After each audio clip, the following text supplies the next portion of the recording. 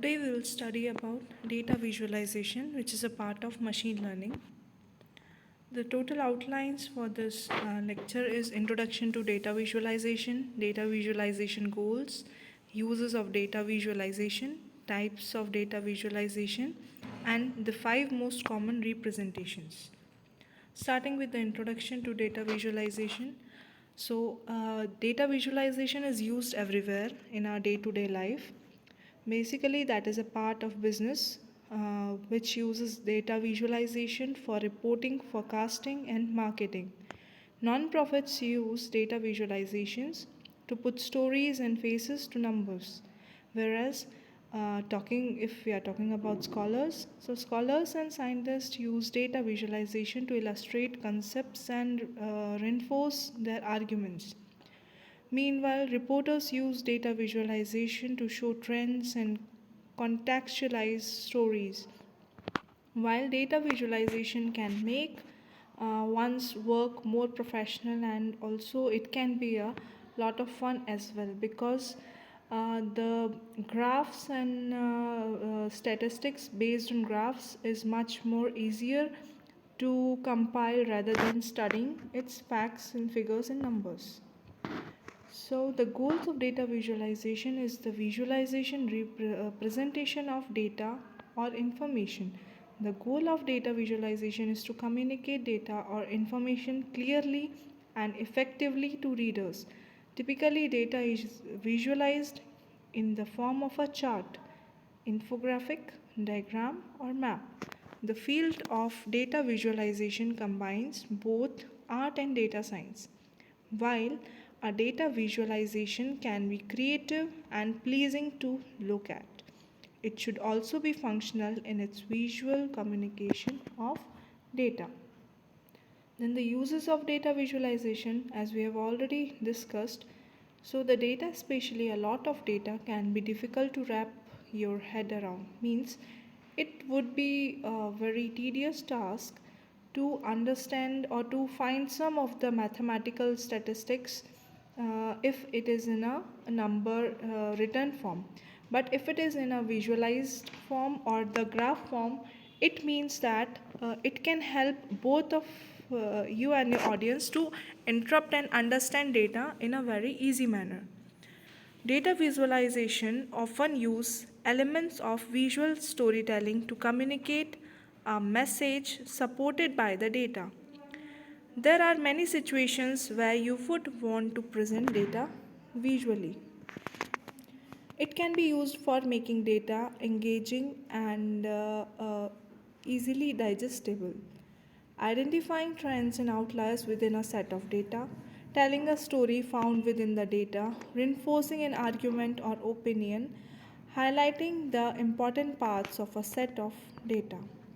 Then these are the types of visualization.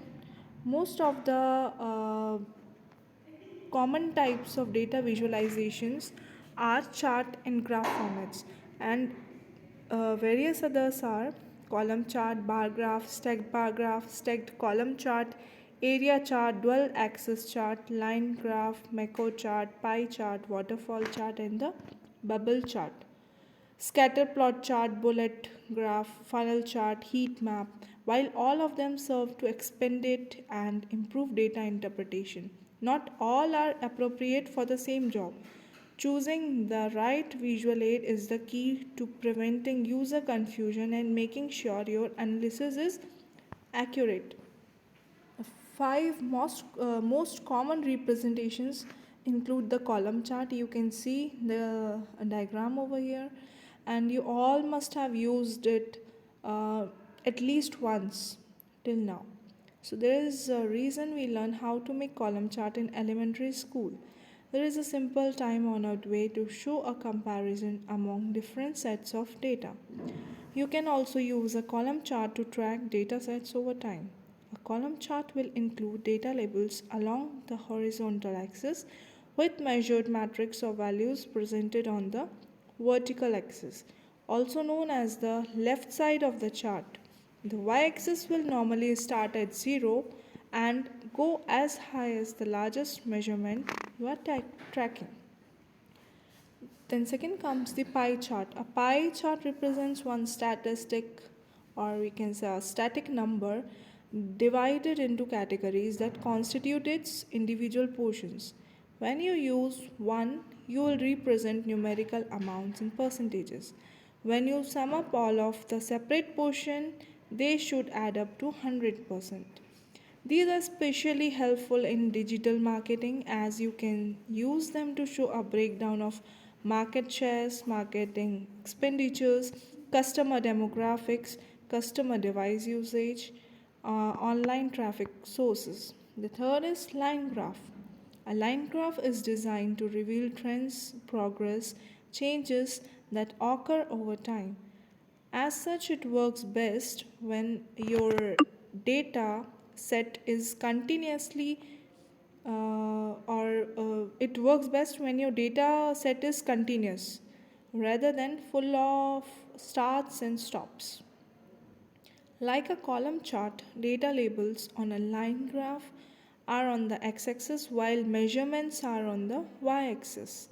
Make sure to use solid lines and avoid plotting more than 4 lines, as anything above this can be distracting. You should plan enough space that your lines are around 2 by 3 the height of the y-axis. Fourth is scattergram. This type of visualization is also called a scattergram and it represents different variable plotted along two axes. Note that both the x-axis and y-axis are value axes as a scatter plot does not use a category axis. These types of data visualization works best when you are analyzing multiple data points and you are looking for any similarity within the data set. As you do so, you can notice any outliers and also gain a clear understanding of your all over data distribution. And I think the best example for scattergram can be a cluster. When we'll study about clustering, definitely it is represented by scattergram. So, this is the example. Say, for instance, that you wanted to measure customer feedback scores that your organization receives. You also wanted to see your service desk response times have any impact on those scores. Feedback scores range from 0 to 10, so those would be your y axis measurements. On your x axis, you would level from 0 until the longest response time allowed, such as 1 hour. Then you would plot the scores you would receive, noticing patterns and trends that can help inform your service efforts. Then the last is bubble chart. Like a scatter chart, a bubble chart can also show relationships or distribution. You all must have done this in the name of Venn diagram, right? So in this variation, however, you'll place or you can replace the data points with bubbles. You'll also vary the size of bubble to represent a third data set. As with a scatter chart, a bubble chart does not use a category axis. Rather, you will plot the data sets as x values, y values, and now z values as well, the bubble size. Thank you for staying with me.